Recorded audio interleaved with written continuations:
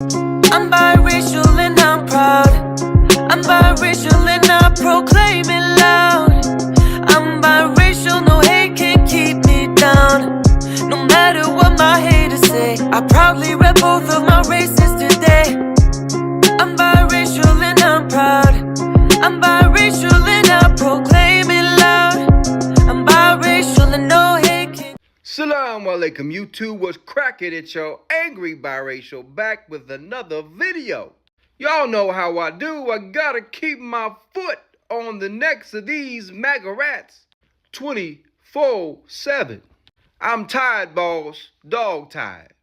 I had to channel my inner Green Mile there. It's been a long morning already. Those who don't know, I am a family man. I have a wife and 5 kids. And they are running your boy ragged. But that is why this means so much to me. I want to protect my family.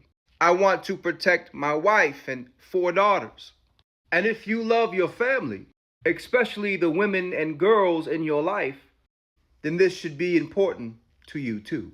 As usual, I got another good show for you all today. So, in the heart of the rhythm where the beat comes to life.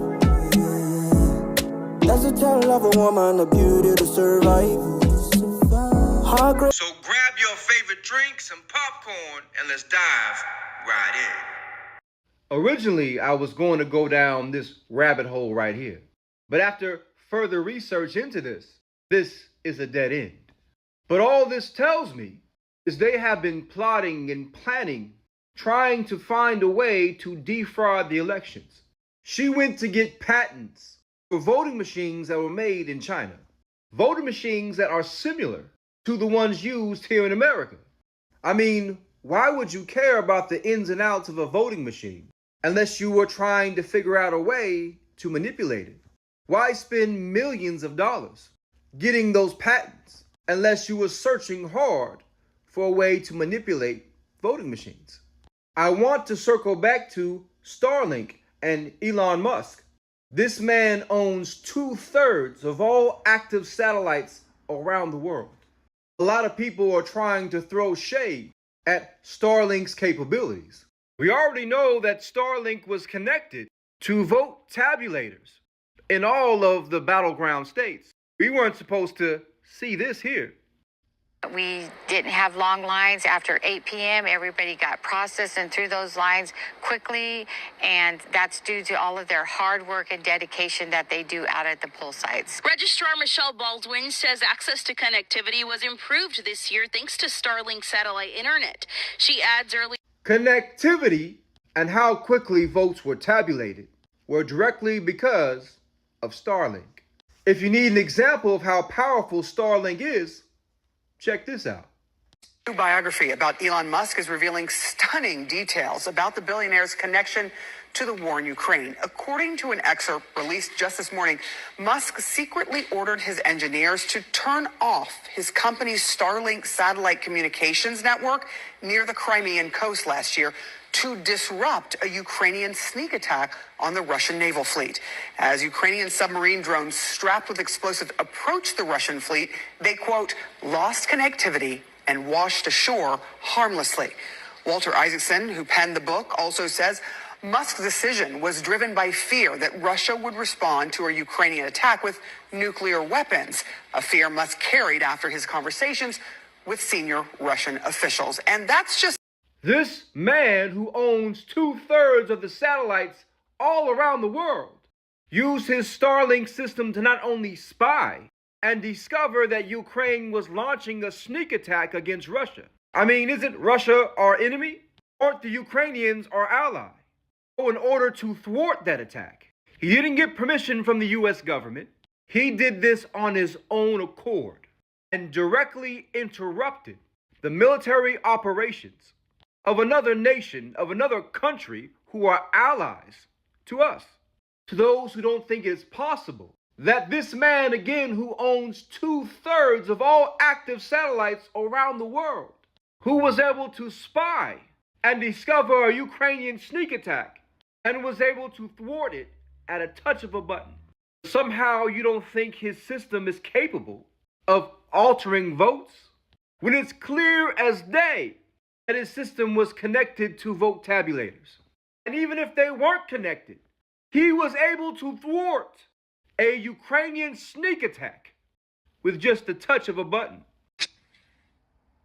My instruction, we don't need the votes. I have so many votes. We don't need votes. I tell my people, I don't need any votes. We got all the votes we need. I don't need votes. We don't need votes. We got more votes than anybody's ever had. You don't have to vote. Don't worry about voting. The voting, we got plenty of votes. Never in my 40 years of life have I ever heard a politician come out and tell his base, tell the public, tell the world, I don't need votes.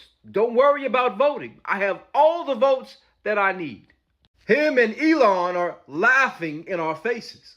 He's been telling the world every chance that he gets that he stole this election. Elections are based upon votes. But you're so confident that you're going to win that you tell people, don't vote for me. I got this in the bag. Maybe that was his little secret. Our little secret, we're going to do really well with the House, right? Our little secret is having a big impact. He and I have a secret. His little secret not only won him the presidency, but also the House and the Senate. So at least for the next 2 years, this fraud, this thief, this rapist, this womanizer, this abuser has unchecked power.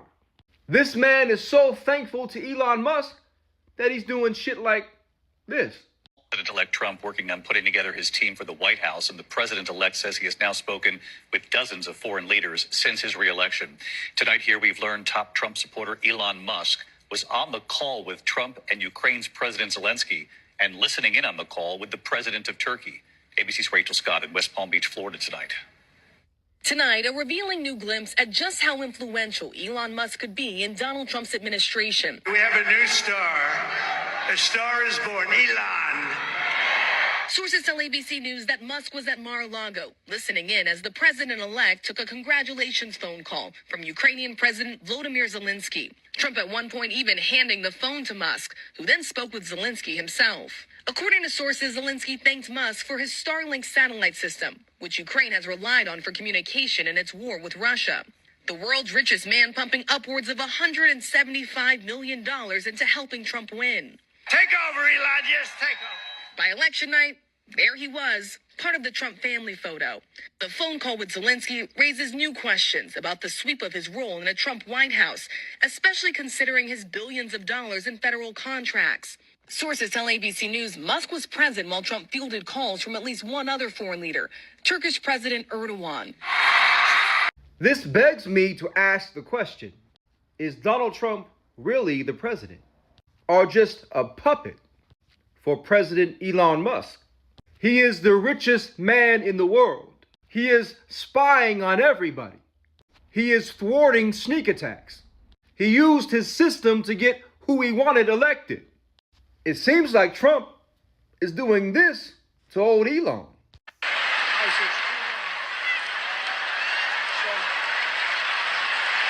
Why else would this man be on phone calls with world leaders with the president? Why else would this man have unrestricted access to the president and to all of America's secrets?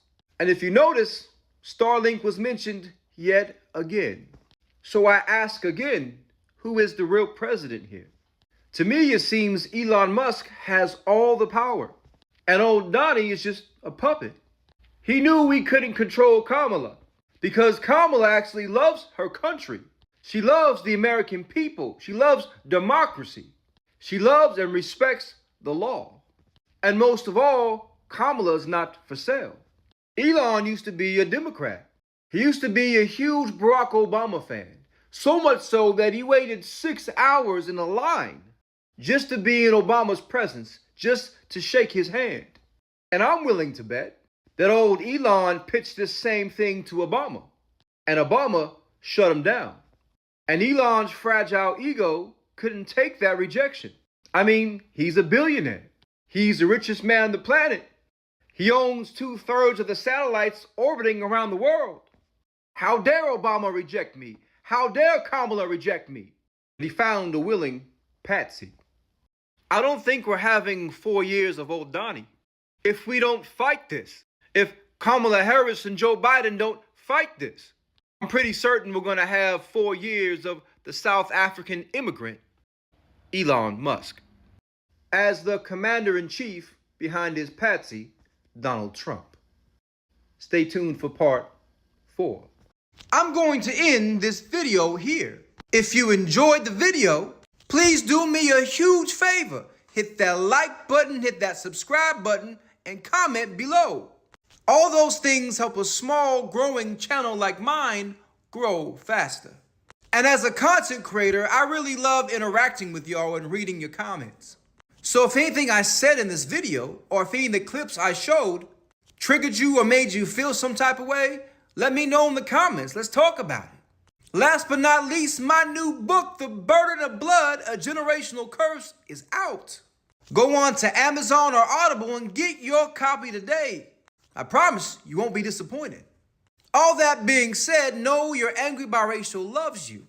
I appreciate you, and most of all, be safe. It's angry biracial.